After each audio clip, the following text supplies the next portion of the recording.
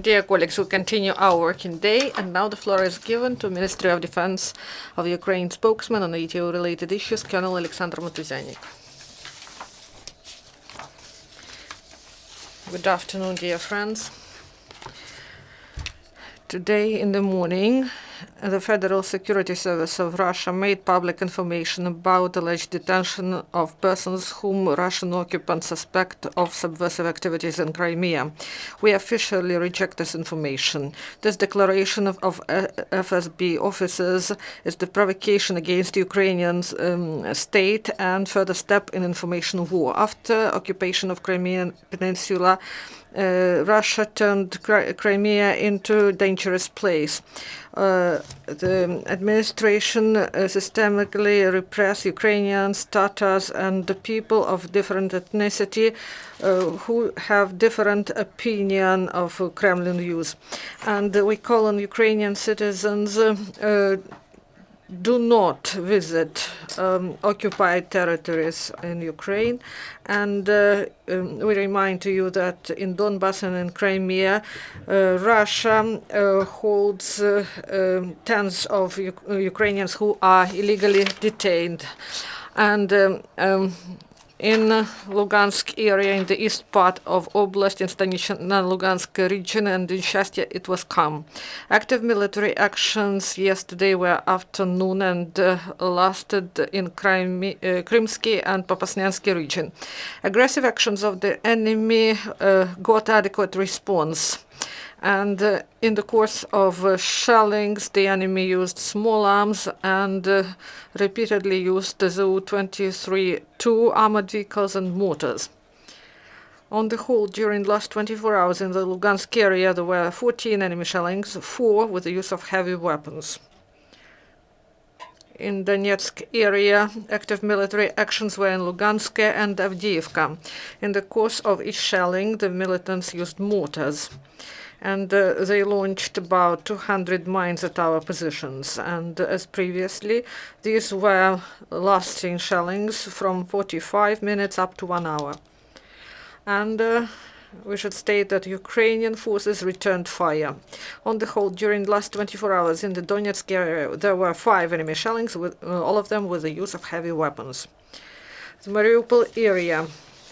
The heaviest shelling at our positions with the use of mortars was in the morning in Pavlopil.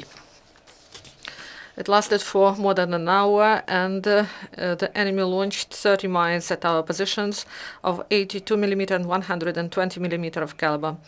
And the situation on the whole remains the same. The enemy delivers mortar shellings at part of front line Krasnogorivka-Mariinka and Pavlopil-Shirokina, both at day and during night, and in the region of the Kuchayevsk, the activity of enemy decreased.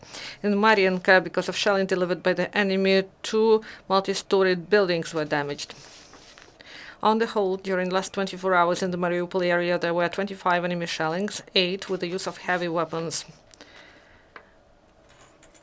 And according to the border service information, the militants do not allow transporting people to go through Gnutovo checkpoint.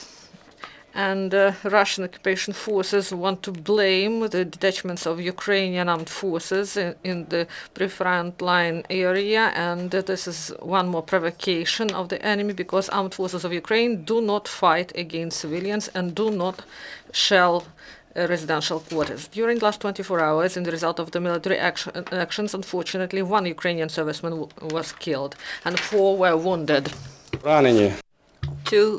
4 more our servicemen were wounded, and 2 more were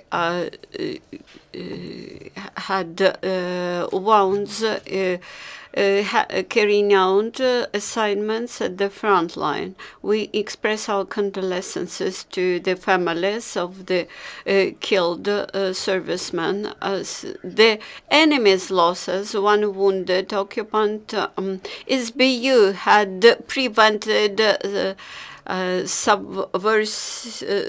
terrorist act against ATO forces, the servicemen have revealed combat part of a missile which was equipped with landmines and fuse. It had to be blasted when Ukraine, in course of the movement of Ukrainian troops, due to the proper actions of servicemen, this was prevented. Also, the law enforcers expropriate the ammunition near in the ATO area. Thus, in Avdiivka, police officers had stopped a man who illegally preserved two grenade launchers and charges and cartridges to Kalashnikov machine gun. Also, one more former militant came back home. One Donetsk region resident joined Kalmy's band formation in 2014 in order to earn some money. He participated in construction of fortifications and carried service there, but then, having observed the actions and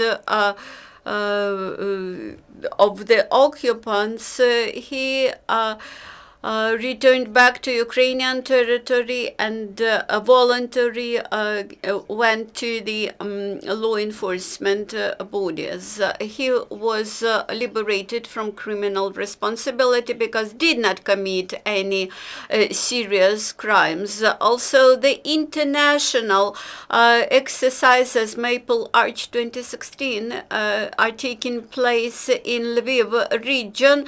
They joined Lithuanian, Polish and Ukrainian brigade and Canadian military instructors organized peacekeeping operations. This military exercise will hold till November 18.